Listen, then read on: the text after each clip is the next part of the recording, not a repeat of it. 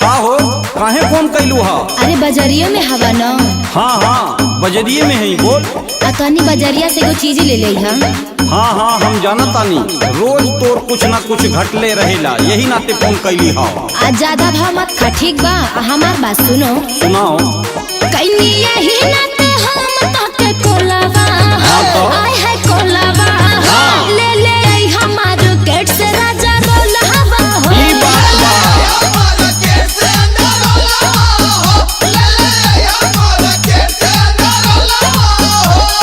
हम जाना तानी तोर कुछ न कुछ घटले रहेला, हमार बात सुन। हाँ सुनावो।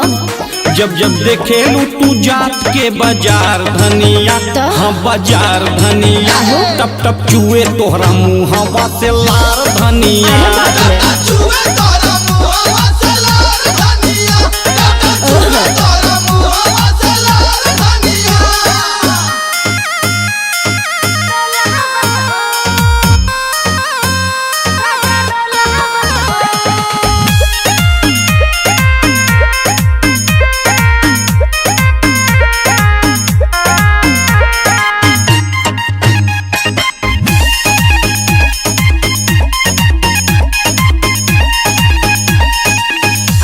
जान गई तू हमके कितना मानेला, तो उन्हें पे कहला कि हम मानेला, खियावेला ना सुना देबा पहले। सुनो सुनावा। कीन के लियाइला नहीं ताना तुम्हारे, जान गई राजा हमके कितना तुम मानेला। राव चला के सब बुझाता नहीं।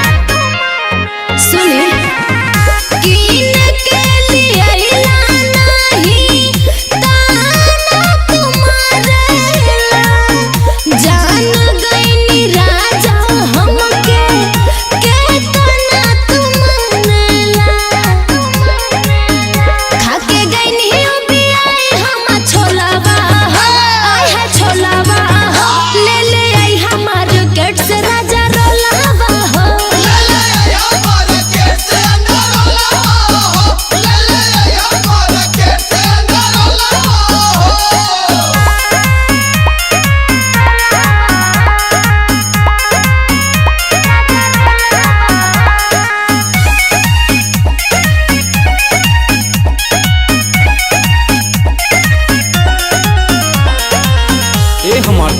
तनी तू हमार परेशानी समझल करा।